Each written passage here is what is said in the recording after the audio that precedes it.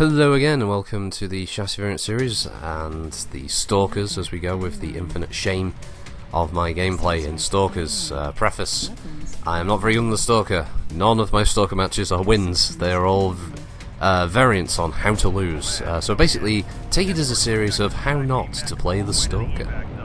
But we're looking at the 4N. This is a model that was introduced in the 2800s, I think.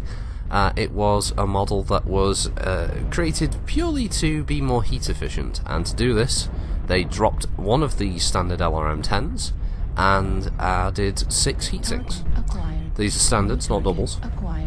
Outside of that, the mech is completely stock with the 4 mediums, 2 large, 2 SRM-6 and now 1 LRM-10.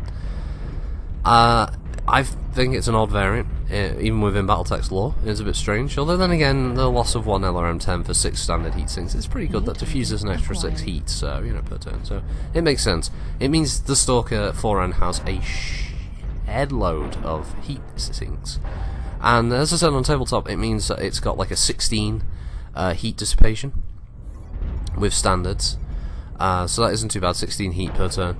In MechWarrior line, that doesn't really translate into much because standards suck ass, and the first thing you're going to do anyway is go to doubles and start modifying like crazy.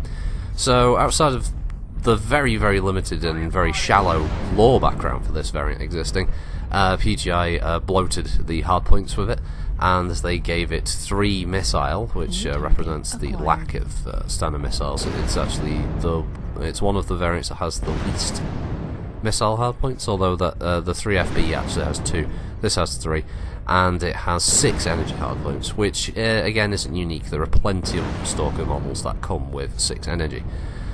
So a bit like the 3H, I don't know what this is meant to achieve.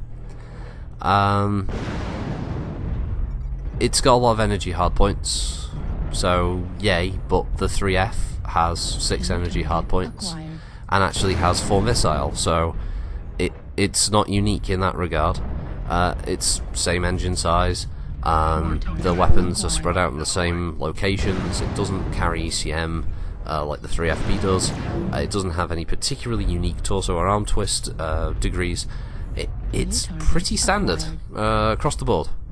The 4N does not have any one specific factor in it that makes it a must-buy compared to some of the others out there. As I said, the 3F, the standard Stalker, has more hardpoints. Only 1, but it's still, you know, it's still more.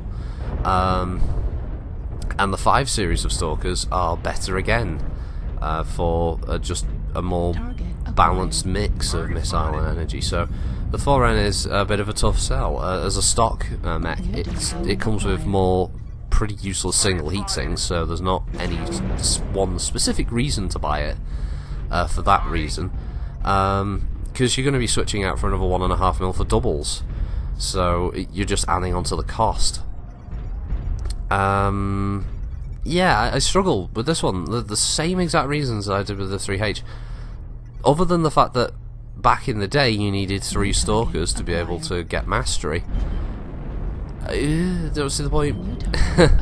It's not to say that the Stalker's bad, it's not to say that you can't have a good build on this. 6 energy hardpoints with the options available to the Inner isn't anything to sniff at, especially with things like ERs, mediums now, being able to have things like light fusion engines and that can free up a lot of weight, so you can carry some pretty decent weaponry. I could see this having like some stupid like 6 light PPCs for instance, or a few heavy BPCs and other mixes of weapons. It's got options, obviously. It's just not as... I just don't think out of the box it's as impressive. I've never really seen Stalkers be a de facto missile carrying mech, and I've never really seen them be a de facto energy carrying mech.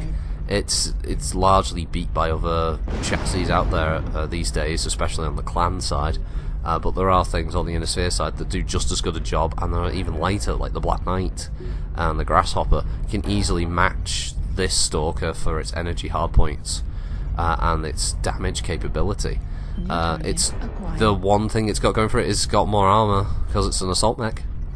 But yeah, that's it. It's a shame because, as I said, I'm not very good in Stalkers, but I do like them. Look at this as well. I alpha strike an ice ferret and it just doesn't go down. Hit reg or what? Or is it just was that not enough to kill it? I don't know. Anyway, this was an escort round, as you can tell. Yeah, I mean it went badly. I don't think I personally did badly. I think unfortunately I was a bit too slow to get onto the point of attacking the enemy team when the escort target was on the move. As you can see, he's under a lot of fire. I was holding that left flank, and I don't know what happens. I wasn't paying attention to the map at the time. I was having a rough time with this cold and trying to get all the bits and pieces done. So yeah, it didn't go well. I think I did good damage. I think one thing that I do, for me at least, being these are all stock weapons, is I think I do a good amount of damage in these Stalkers. I just don't produce any wins from them, which is the big downside. But that's not, as I said, not to say that the Stalkers are bad. The Stalkers are good assault mechs. They are good, and in the right hands they are deadly. Just not in mine, unfortunately. Put me in an awesome and I'll work magic for you. Put me in a Stalker and I am one of the biggest detriments to your team, unfortunately. More so than normal. Let's go there, let's say that. Because I know some people have an opinion, you run stock weapons, you're useless anyway. So I'm more of a detriment to the team. So yeah, I think this one is virtually over. So once again, thanks for watching everybody. Have a good week, and I will see you in the next vid. So bye, bye, bye, bye, bye, bye, bye.